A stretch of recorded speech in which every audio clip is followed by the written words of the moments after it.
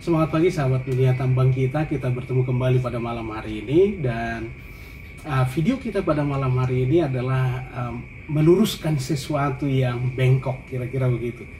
Video ini kita buat dengan tujuan untuk meluruskan, bukan untuk mendiskreditkan seseorang sahabat dunia tambang kita. Jadi untuk meluruskan yang bengkok, kira-kira begitu. Karena nanti komentar-komentar yang ada di sini akan dibaca lagi oleh banyak orang. Jangan sampai yang bengkok ditiru, akhirnya menjadi banyak yang bengkok. Jadi kemarin itu saya dari pagi sampai malam itu adu argumentasi dengan salah satu netizen ya, yang kebetulan menonton video di kanal YouTube Dunia Tambang Kita yang judulnya Safety Talk, siapa yang memimpin. Nah, beliau berkomentar seperti ini. Safety, beliau namanya adalah Blok X 690. Beliau tidak memperkenalkan identitasnya. Safety Talk, pemberi materinya harus seorang safety inspector spesial atau safety officer yang menguasai K3, bukan seorang pengawas operasional. P5M, pemberi materi, seorang pengawas operasional di masing-masing area kerja. Catatan, nah ada catatan lagi nih, tidak semua pengawas operasional menguasai K3 atau keselamatan dan kesehatan kerja, apalagi harus melakukan investigasi ketika ada kecelakaan kerja, karena semua itu adalah tugas seorang safety. Jadi investigasi itu menurut beliau adalah tugas seorang safety atau bagian keselamatan. Nah, kemudian saya bahas begini, nah ini yang keliru, perlu diluruskan. Seorang pengawas operasional harus mengerti keselamatan. Kalau tidak mengerti, maka tidak layak sebagai seorang pengawas operasional. Itu yang saya sampaikan. Kalau tidak mengerti tentang keselamatan, bagaimana seorang pengawas bisa melaksanakan tugas dan tanggung jawabnya sebagaimana pada Kepmen SDM 1827 tahun 2018 lampiran 1 halaman 22. Dan seorang pengawas paling mengerti pekerjaannya, bukan safety departemen yang paling mengerti. Tugas seorang bagian keselamatan pertambangan sebagaimana di Kep Dirjen Minerba nomor 185 2019 halaman 352 lebih ke arah tugas administratif. Saya membalasnya begitu. Nah, kemudian beliau balas lagi seperti ini. Bapak juga keliru. Oh, mantap ini. Bapak juga keliru. Betul, semua pengawas operasional di lapangan harus mengerti dan tahu masalah keselamatan. Tapi mereka tidak berkewajiban untuk melakukan investigasi atau melakukan interview atau interogasi. Jadi pengawas operasional katanya tidak ada kewajiban, tidak ada tugas untuk melakukan investigasi. Tugas dan pengawas di lapangan sudah ada masing-masing. Contohnya ketika ada terjadi kecelakaan di area kerja nursery, sudah pasti untuk melakukan investigasi, pasti seorang safety, dan ketika semua kelar akan direview ketika safety talk. Untuk pengawas operasional yang bertanggung jawab di nursery itu akan melakukan P5M setiap awal shift dan menyampaikan agenda kerja sekalian review insiden yang terjadi kemarin. Dan beliau melengkapi lagi, jadi bisa dibedakan siapa yang harus mengisi safety talk dan P5M dan tugas masing-masing pengawas di lapangan sesuai departemen. Yang kita bahas sekarang, siapa sih yang layak untuk mengisi materi safety talk? Bukan masalah paham atau tidak paham masalah keselamatan. Ya kalau nggak paham ya nggak layak dong mengisi, kan begitu. Yang membawa materi safety talk adalah safety inspector yang dilaksanakan biasanya 3 kali seminggu atau 1 kali seminggu tergantung pada perusahaan tersebut. P5M dilaksanakan setiap hari pada awal shift yang disampaikan oleh pengawas operasional di masing-masing area kerja mereka. Terus saya balas lagi, di menit pertama saya sudah sebutkan yang akan dibahas dalam video ini adalah pembicaraan di awal gilir kerja. Jadi di video itu saya simpulkan pengawas yang memimpin safety talk. Tapi safety talk yang kita sebutkan di sini adalah pembicaraan di awal gilir kerja. Karena pembicaraan di awal gilir kerja ada banyak nama yang berbeda-beda. Ada yang bilang P5M, ada yang bilang safety talk, ada yang bilang safety briefing. Entah apapun itu, tapi pembicaraan di awal gilir kerja. Dan ruang lingkup video ini bahasan pada video ini sudah saya sampaikan di menit pertama video tersebut. Tapi nanti akan kita lihat. Nah, kemudian saya balas lagi, baru kali ini ada yang bilang inspektur tambang yang tugasnya membuat peraturan salah. Mantap, saya bilang. Nah, terus saya jadi pengen kenalan. Bersediakah Anda memperkenalkan diri Anda supaya saya semakin respect dengan Anda? Karena pendapat kita akan semakin dihargai apabila yang mengeluarkan statement memberitahu siapa dirinya.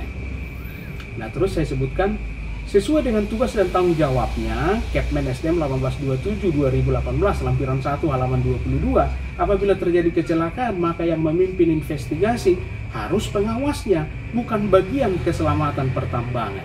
Bagian keselamatan pertambangan terlibat dalam rangka membantu, karena ini clear, teman-teman, ya, clear. Tugas dan tanggung jawab pengawas operasional, yang pertama, bertanggung jawab kepada kepala teknik tambang atas keselamatan, kesehatan pekerja tambang yang menjadi bawahannya atau anak buahnya. Yang kedua, melaksanakan inspeksi, pemeriksaan, dan pengujian. Pemeriksaan yang dimaksud di situ termasuk pemeriksaan kecelakaan, investigasi.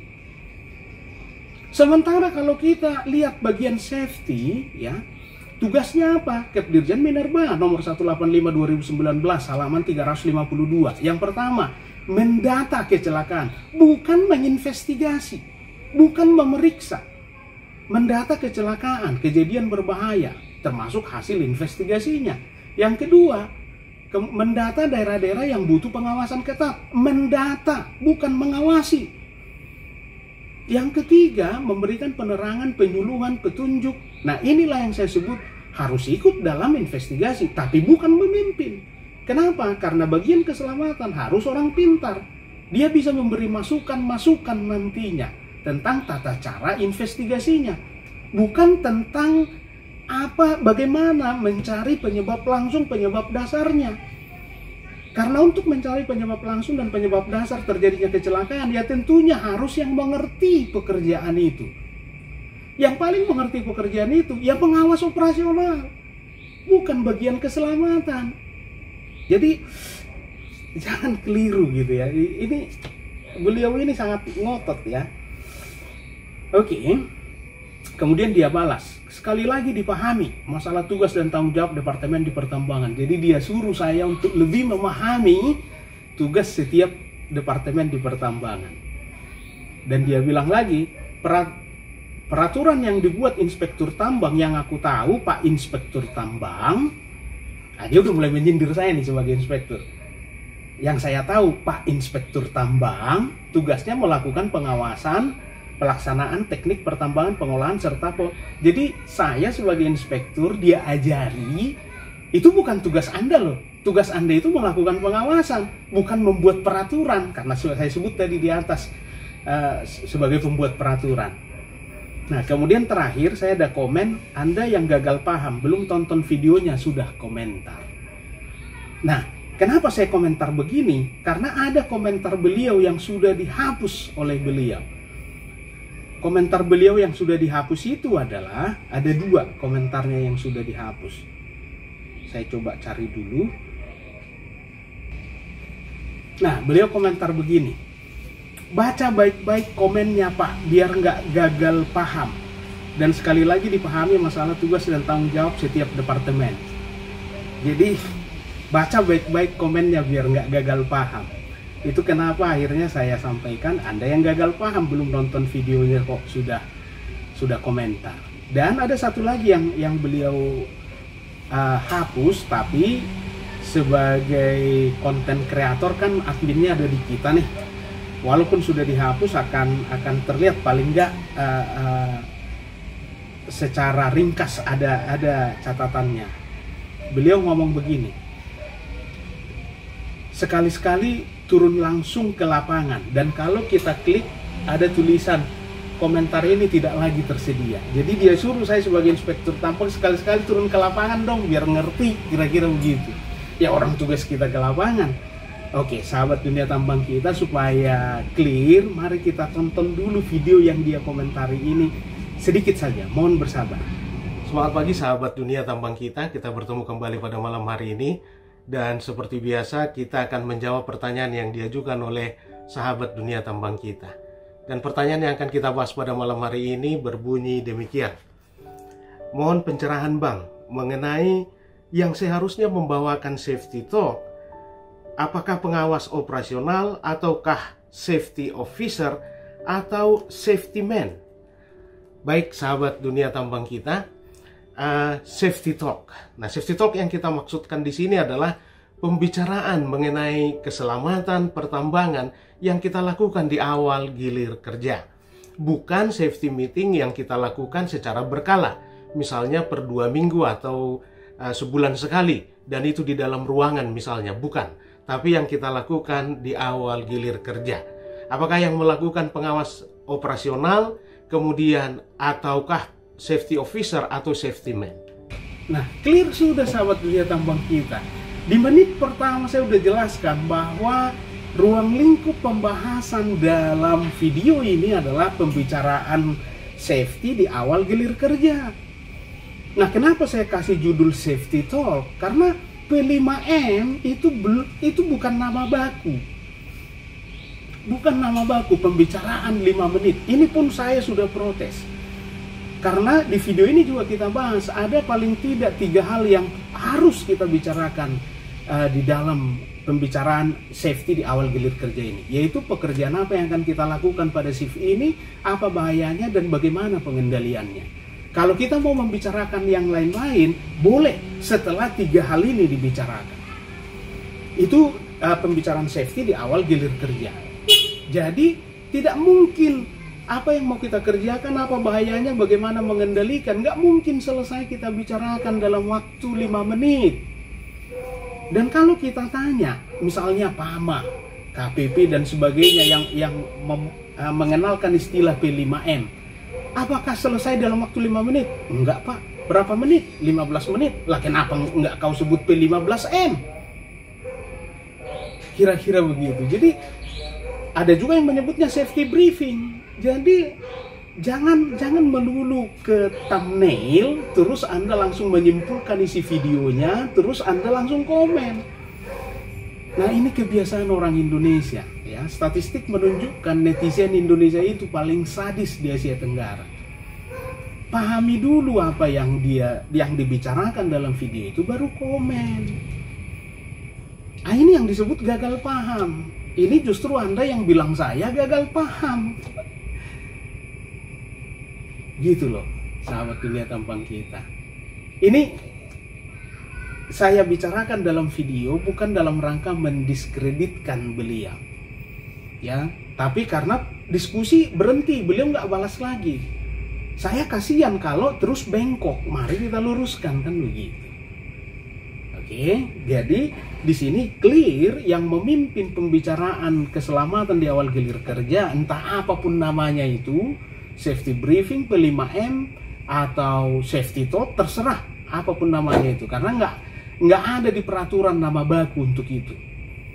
Nah, itu yang memimpin pengawas operasional. Dan di video ini kita sampaikan, ya, bahwa dalam rangka pembicaraan keselamatan di awal gilir kerja, pengawas yang memimpin harus menjamin ketersampaian informasi itu.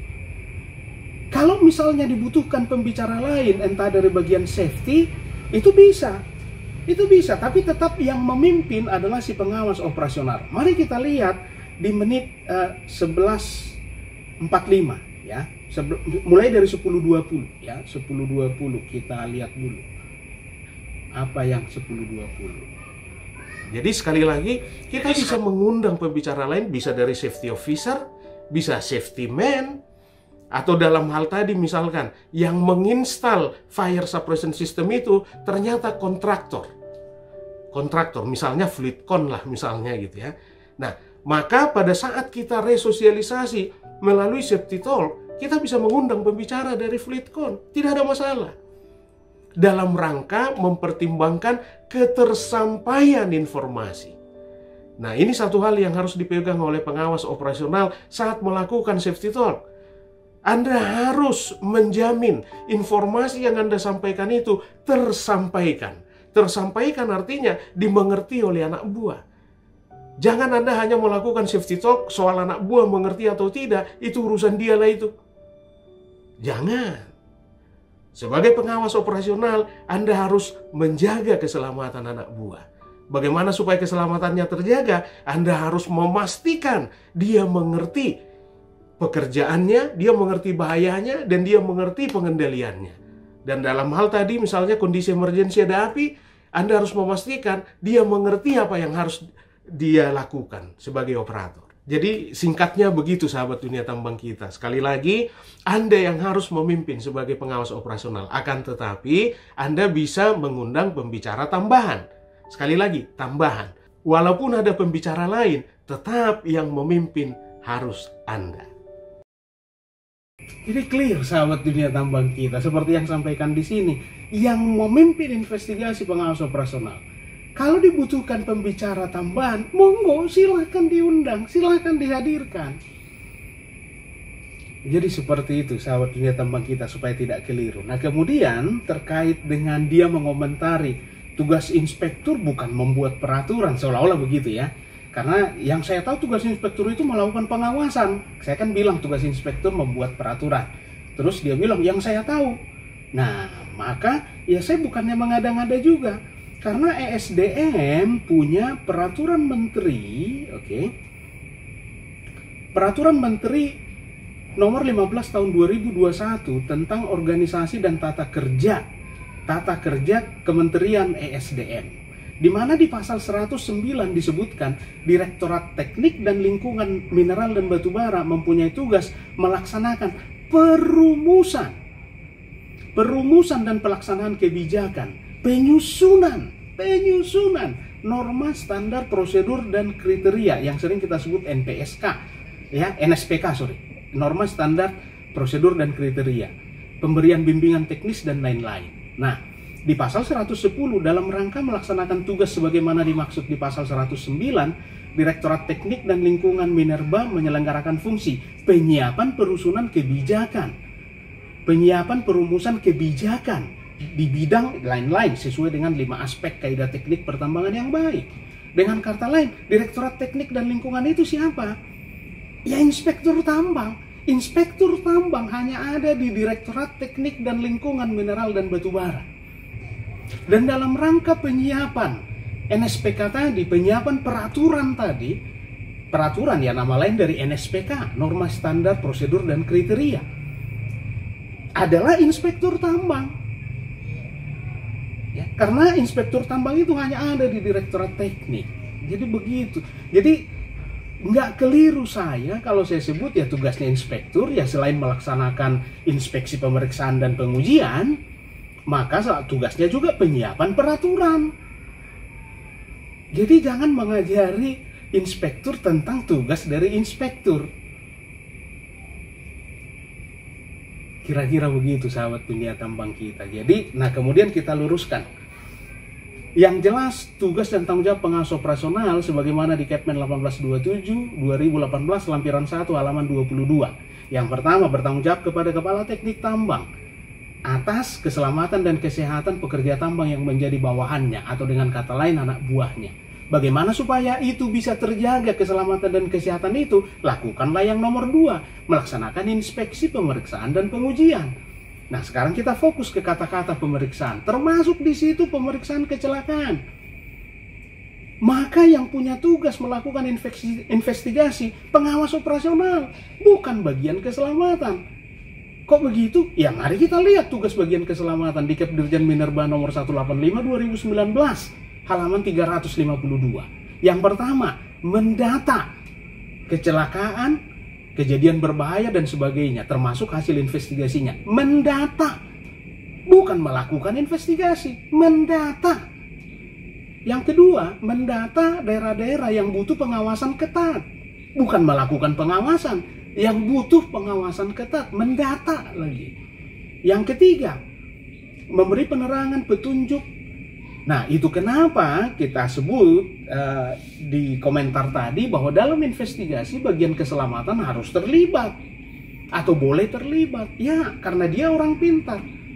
Memberi penerangan atau bisa dia memberikan masukan-masukan. Ya, memberikan masukan, bukan memimpin investigasinya. Memberikan masukannya pun bukan terkait apa secara teknis bagaimana kecelakaan itu, bukan. Tapi bagaimana prosedur melakukan investigasi, ilmu-ilmu yang secara umum. Bagaimana seharusnya melakukan wawancara.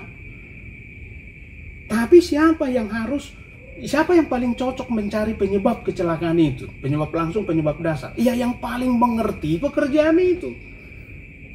Akan lebih mudah buat dia. Coba bayangkan bagaimana seorang bagian keselamatan, seorang sarjana kesehatan masyarakat, mohon maaf teman-teman, bukan mendiskreditkan sarjana kesehatan masyarakat, tapi biasanya sarjana kesehatan masyarakat langsung masuk di bagian safety.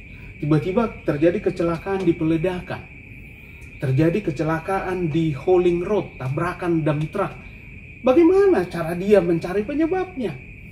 Emang mengerti dia soal peledakan? Apakah dia mengerti soal pengangkutan? Tapi dia bisa memberikan masukan. Seharusnya investigasi itu kita lakukan dengan mewawancarai saksi-saksi satu persatu, Pak. Nggak boleh bareng-bareng mereka. Nanti saling mempengaruhi pendapat. Misalnya seperti itu. Jadi sahabat dunia tambang kita, mari kita merubah cara berkomentar kita, kira-kira begitu. Saya atau dunia tambang kita bukan tidak suka kritik, sangat suka kritik dan diskusi. Tapi kalau punya pendapat lain, sampaikan pendapatnya, bukan langsung menyalahkan pendapat yang sudah ada. Itu satu. Yang kedua, sebelum berpendapat, cermati dulu, pahami dulu apa yang dijelaskan. Baru kalau ada pendapat lain, ya contoh dalam video ini, sebenarnya pendapat kita sama. Kan di menit pertama saya sudah sampaikan bahwa ruang lingkup pembahasan dalam video ini adalah pembicaraan keselamatan di awal gilir kerja, maka dipimpin pengawas operasional. Sama sebenarnya, cuman Anda berkomentar berbeda karena Anda nggak nonton videonya. Jadi pahami dulu ya, supaya kita menjadi netizen yang smart lah, kira-kira begitu.